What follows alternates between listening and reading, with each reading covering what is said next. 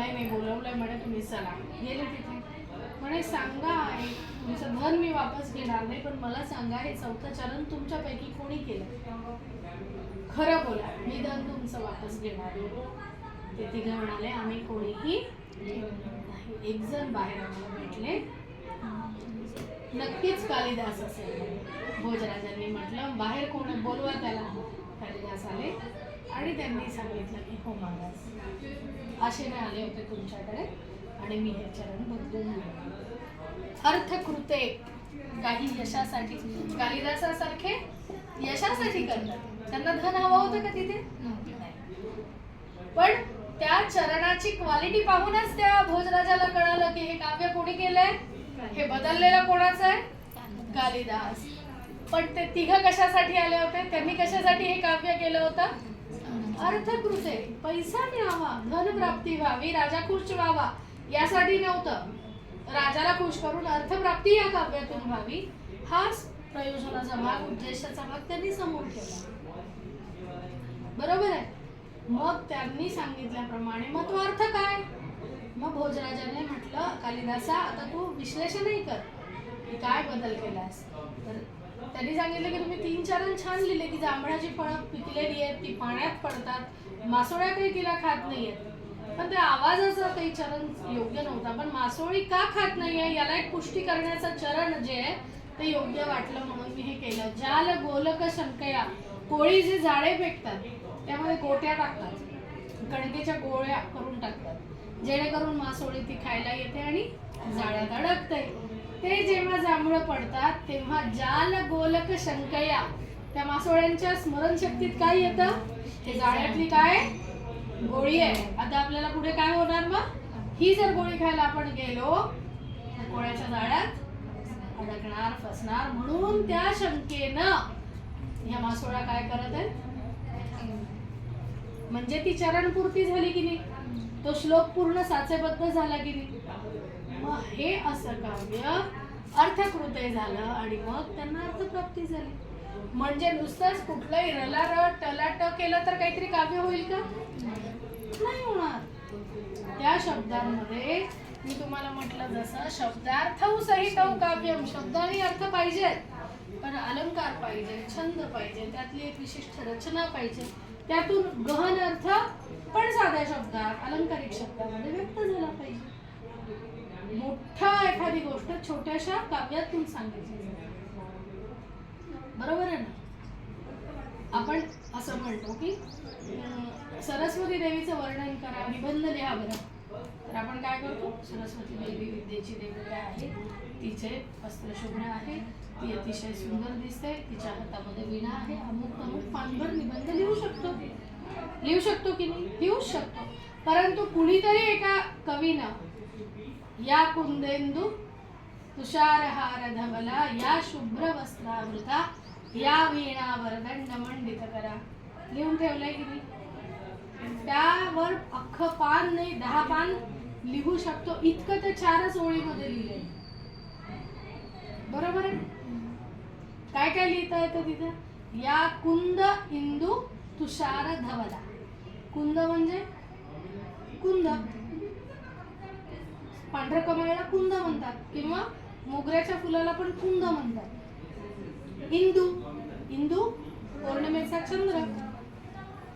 त्यानंतर तुषार, तुषार म्हणजे जेव्हा एखादा तुमचा कारंजा वरपर्यंत येतो, वर असं पांढरं शुभ्र तुषार, ते सिंचन होतं ते वेगळं, पण जेव्हा हा कारंजा इथपर्यंत येतो, आता इथून पडणार असतो तेव्हा तिथे फेस फेस येतो पांढरा पांढरा पांढरा. पाहिलंय कधी कारंजा? तर त्या फेसाला म्हणतात तुषार.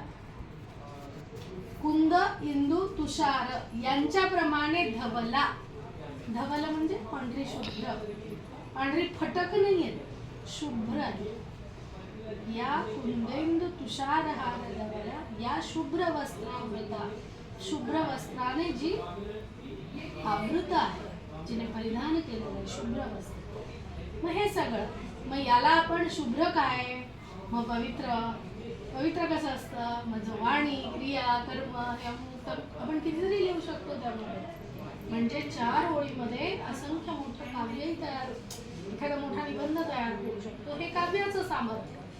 पण ते रलारण टलाट केलं तर उपयोगाचं नाही, म्हणून त्यांना पहिल्यांदा मिळालं नाही धनप्राप्ती, नंतर मात्र चरण बदलल्यावर त्यांना मिळालं. तिसरं प्रयोजन आहे शिवेतर क्षतये. शिव इतर क्षतये. शिव म्हणजे मंगल, आणि मंगलाहून इतर, शिवेतर. मंगलाहून वेगळं काय असेल? अमंगल. चांगल्याहून वेगळं काय? वाईट. कळतंय ना? आनंदापेक्षा वेगळं काहीतरी पाहिजे म्हणजे काय मिळेल? दुःख. सुखापेक्षा काहीतरी चांगलं हवं म्हणलं तर वेगळी गोष्ट. सुखापेक्षा वेगळं पाहिजे बाबा मला, म्हणजे काय येईल वाट्याला? दुःख येईल. तसं शिवाहून इतर, मंगलाहून वेगळं म्हणजे अमंगल. अमंगलाच्या क्षतये म्हणजे क्षती हा शब्द आहे, मूळ शब्द, चतुर्थी एकवचन. क्षतीसाठी म्हणजे नष्ट होण्यासाठी. अमंगल नष्ट होण्यासाठी काही कवी काव्य लिहितात. ही माहिती आहेत का काही गोष्टी तुम्हाला? तिसरी गोष्ट तुम्हाला माहिती आहे, एखादं उदाहरण सांगता येतं का? अमंगलाचा नाश करण्यासाठी काही कवी काव्य लिहितात. मग ते काव्याचा प्रकार साहित्याचं स्तोत्रही असू शकतं. किती स्तोत्र आहेत जी अमंगलाचा नाश होण्यासाठी, दारिद्र्य नष्ट होण्यासाठीचं एखादं स्तोत्र असतं. तुम्हाला माहिती आहेत का ह्या गोष्टी? स्तोत्र साहित्य माहिती आहे? जाऊ ठीक आहे. एक श्लोक आहे, मी म्हणते तो माहिती आहे का सांगा मला. वक्रतुंड महाकाय सूर्यकोटि समप्रभ निर्विघ्नं कुरु मे देव सर्व कार्येषु सर्वदा. श्लोक माहिती आहे ना? महा कशासाठी आहे श्लोक? शिवेतर क्षतये श्लोक आहे. श्लोक लिहिणारा कोण आहे आपल्याला माहिती आहे का? पण निर्विघ्नं कुरु मे देव, संकटातून मुक्त होण्यासाठीचा हा श्लोक आहे. शिव इतर, अमंगलाहून वेगळं, सॉरी मंगलाहून वेगळं. ठीक आहे ना? कळतंय मी काय म्हणते तुम्हाला? पुत्रप्राप्ती होत नसेल एखाद्याला तर त्याच्यासाठी म्हणजे निपुत्रिकातून सपुत्र होण्यासाठीचे काही श्लोक आहेत, मंत्र आहेत. इतकंच काय तर शरीराला आलेलं अनारोग्य हे पण एक अमंगलतेचं लक्षण आहे. मग शारीरिक मांगल्यासाठी म्हणजे मग तुम्हाला माहिती आहे जुनी आजी वगैरे उसन भरली तर मंत्र फुकायच्या, माहितीये?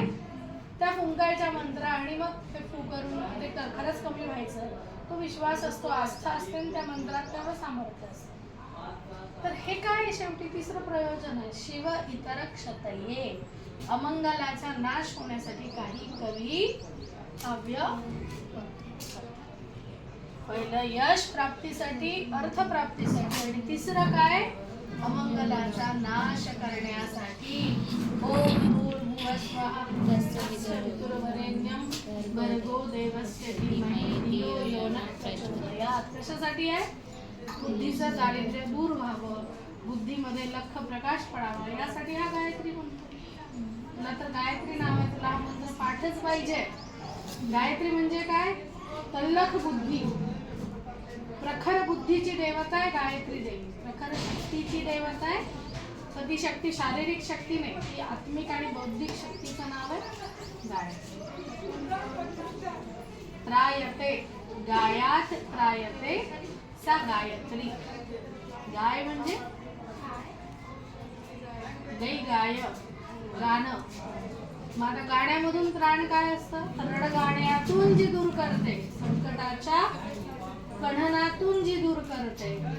मग ती बुद्धीचं संकट असो, शारीरिक संकट असो.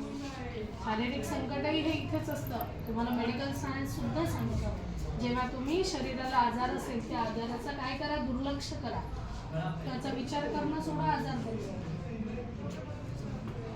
ठीक आहे ना? सगळे आजार, सगळ्या त्रास, सगळा टेन्शनचा भाग इथे असतो. तुम्ही इथं बंद केला तो सगळीकडून बंद. ठीक आहे? तिसरं काय प्रयोजन? शिवेतर क्षतये.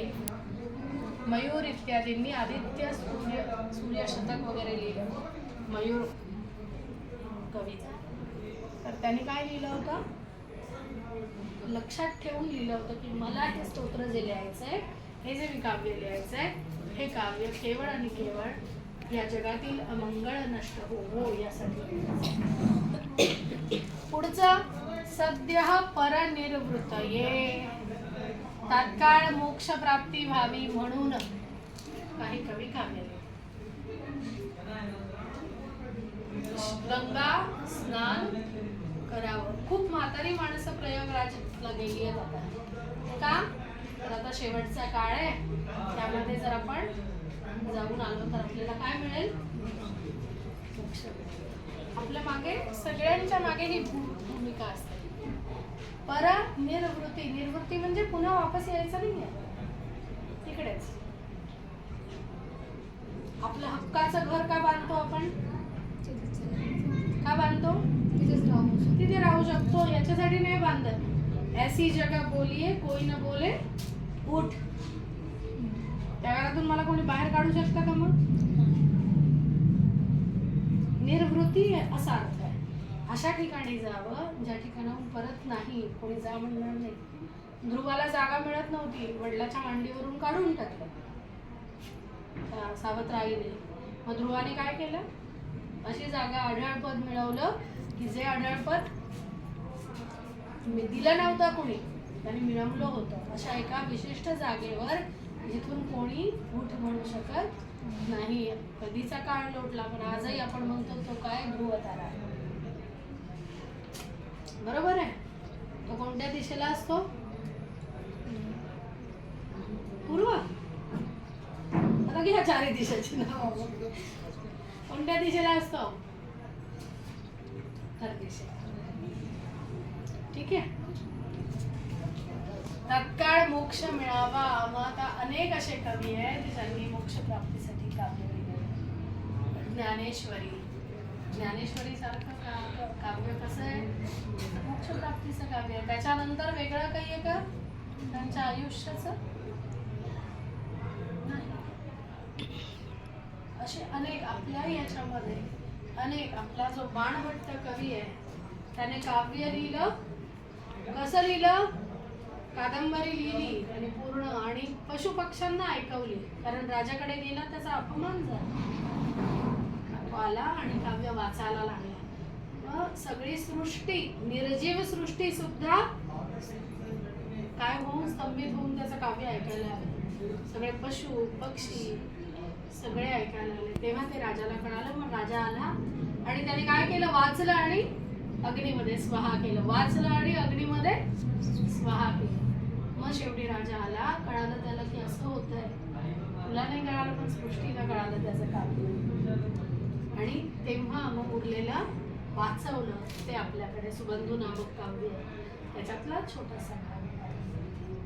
पण अशी काही काव्य आहेत. आणि त्याने त्याच्यानंतर सदेह गमन केलं मृत्यूकडे. तर अशी काही असतात जी सद्य परनिर्वृत आहे, मुक्ती मिळावी म्हणून. आणि काही मात्र परवा शिकले की नाही, मॅडमनी शिकवलं पंचतंत्र हितोपदेश शिकलायत की नाही. ही अशी काव्य असतात. कांता संमित तयोपदेश युजे. बायको सगळ्या समोर बोलते का? अहो हे बरोबर नाही, हेच करायचं नाही असलं. ती एकट्यामध्ये बोलते, शांत असताना बोलते. नवऱ्याचं डोकं तापलंय तिलाच कळतं. आता बोललं तर हे काम होणार नाही, काम थोडा हे तिलाच कळतं.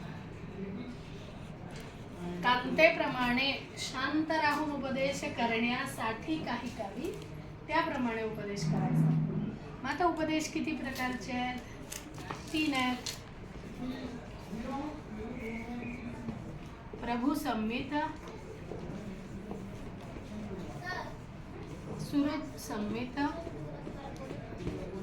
आणि तिसरा उपदेश कांता संमित. हे 3 उपदेश. हे पण उद्या बघू. आता फक्त यश प्राप्ती करण्यासाठी काही कवी काव्य करतात, काही अर्थप्राप्तीसाठी करतात, काही अमंगळाचा नाश करण्यासाठी करतात, तात्काळ मोक्ष मिळावा म्हणून कवी काही काव्य करतात, आणि काही कांतेप्रमाणे उपदेश करण्यासाठी काही कवी काय करतात. इथपर्यंत आपण पाहिलंय. हे उद्या, कारण आणि ह्याच्यामध्ये 3 प्रकारचे उपदेश आहेत. मग हे 2 काय आहेत हेही बघावं लागेल आणि यापेक्षा कांता संमित म्हणजे काव्य कसा वेगळा उपदेश करतो हे पाहावं लागेल. हे आपण उद्या बघू. ठीक आहे.